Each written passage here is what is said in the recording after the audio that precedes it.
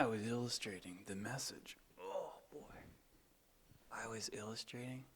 That's it. I was just illustrating. It's hard to keep capturing this because the sun's coming up. And I'm aware I could just leave it at that. I'm aware.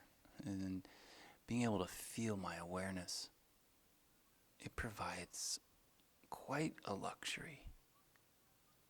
So just being able to say that, being able to feel my awareness provides quite a luxury. So I was describing all these things, thinking, wow, how much can I explain in the first 20 minutes of someone's time, taking their time to listen and experience all these thoughts and subtleties that I'm sharing. And none of it being anything that might apply to them or their life or their experience or who they are. But then something might be triggered. Just like when the sun finally hits this top of this tree, all these things are probably going to wake up or get triggered or be inspired in a sense. As humans, we would be inspired. Our emotional systems would react with so many more processes, different processes. But the world of nature has so many more complex processes than emotions. And there's a spirit in everything. But we have these vessels that come with all these additional processes and feelings. Physical, emotional, and they complicate things, but they also add all of these elements to illustrate what life, what meaning is brought into life and how that works. So people are asking why, and they are wanting to know how to continue to experience more, but they are constantly asking why now. And they are constantly feeling a sense of being lost. So I'm really, really trying to address this with myself and for those that I hear experiencing these questions. And I'm waking up very early, 3:30, 4:30, and it's the quietest time to really sit with oneself and consider all these things, not just how messy my hair is in the morning, but it's definitely something to consider. Feeling lost, asking why, being given options, being given opportunities, and then still feeling stuck and still asking why. So that we do things to try to get unstuck, or we try to be more creative, and we are still challenged with the why. Asking why. Well, then why? If I do that, yeah, it's cool, but why? That's a new complicated thing that's going on right now. With our perspective, I can say. Our perspective is telling us you should be doing something new. You should be creating something more. You should be on another path. Because we're having a hard time being grounded in a sense, but also being content. We're questioning these things because, yes, on soul level, on a spirit level, we're, I guess, wanting more. We're wanting to experience greater evolution. Right, sounds all good, doesn't it? So what I realized is I looked at some trees. I looked at a family. They were all together. A family of trees. And I asked, why does all of this matter for for me to see this, and the way their branches are, and the way that some are broken and some parts have been manually sawed off by someone else, and some leaves are falling and some new things are growing. Some parts are really green, some parts are dead, some parts are, they look like, you kind of don't all seem put together. There's some parts that kind of could be trimming, could be in need of some trimming. There's some parts that are all kind of collected and involved with the rest of the family in a very sort of beautiful way. And the bark, so many different qualities and things to notice that are just the bark. The bark says it all. It's like the rough edge that we acquire as we go through life. It's like our bark. We develop a perspective, and we get roughed up throughout our whole life, and we develop a lot of calluses and scars and barriers. So I'm looking at this family of trees like it's a group of people or a group of countries, or like it's the world. And I say, like we say to ourselves, why does this matter? Why do you guys what are you all doing here? And I thought of all of those qualities and all of those things and circumstances that brought them into their being and into the space that they're occupying next to each other and on this land, and what it means, what it might mean to them, and what I don't know about them, and what they don't know about the other experiences that have yet to come. Like, they don't know if they're going to get burned down, or if there's going to be a tidal wave, or if the world is going to eat them up in some way, and the earth will move over them, and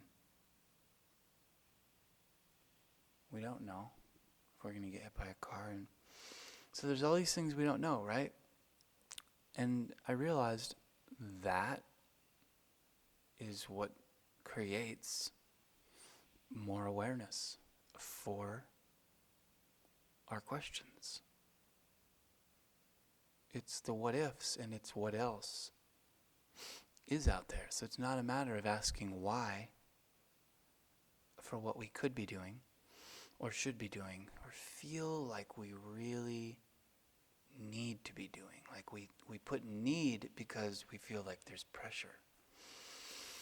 Like we're lonely, or we are falling behind in some way, or we're just not our full sense of being and purpose. We don't feel it, the fullness of it. And I think it's just in a small element, because like I said, all these subtleties and elements that are working and all these processes are only going to give small answers if you're able to grab one out of all that whirlpool of things that are happening at once.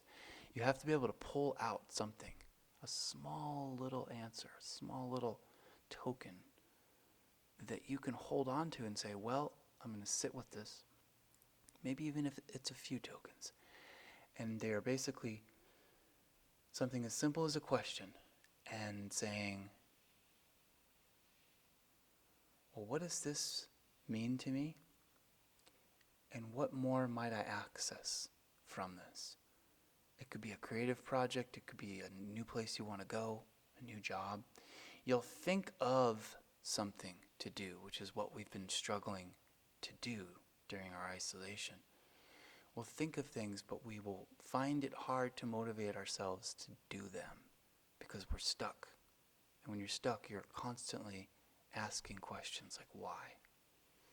And why doesn't always push you in the right direction. So you have to say, what more can I access? What more could I ask? What more awareness can I be granted and given that I could receive to better understand the questions that need to be asked, or the question?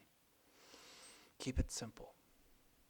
I'm holding on to an idea, a vision, or I'm wanting something. I'm really wanting to feel something new. Somebody like myself, it's as simple as that. I just want to feel something new. I bet a lot of people can be attracted to that.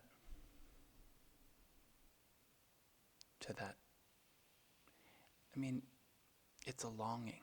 You could call it a desire. But it doesn't really involve a lot of senses.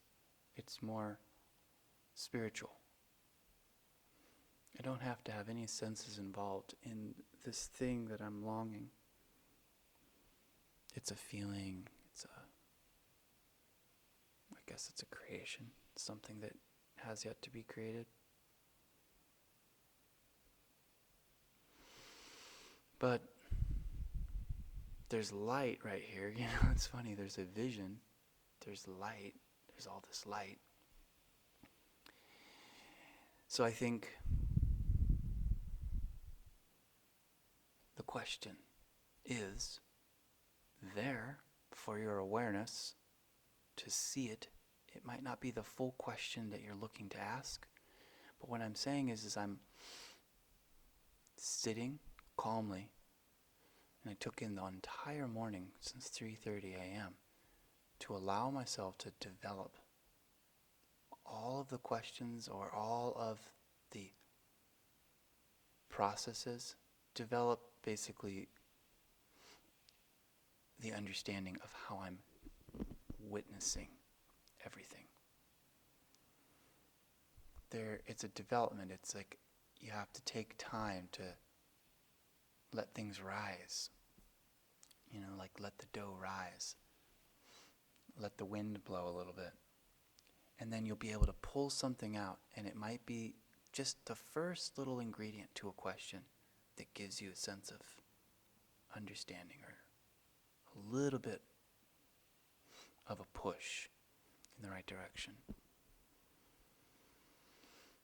And what happens then is you have to stop and observe. You have to see how everything is moving. That's why nature can be so profound for giving us awakenings. It's because there's so many elements in our mind going on, and when we see everything outside and we really observe it, it can give us the magic, the blessing of answers. And sometimes we might get answers of why we're feeling so lost and stuck, and what more can we do? And again, it can be as simple as just wanting to access a feeling. How? How do I access that? Well, you won't have the answer. That's why it can be frustrating. And we go on, and we have so many distractions. We have so many things to do during our day that it's because we can't stop and just feel into the questions and putting them out there, whatever they could be. Saying a whole bunch of questions that might not even be the real question. But you're observing and you're just feeling. And I think that's what really is going to give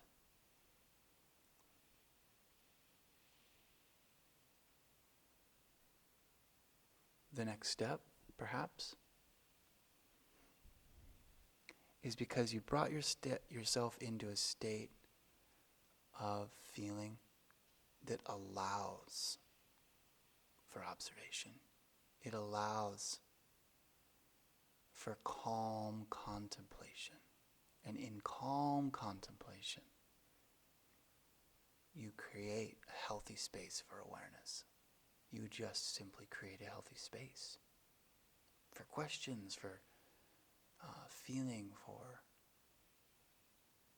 letting yourself just be on this earth, just like you see this tree, just like you see the same branch that's always attached to that tree.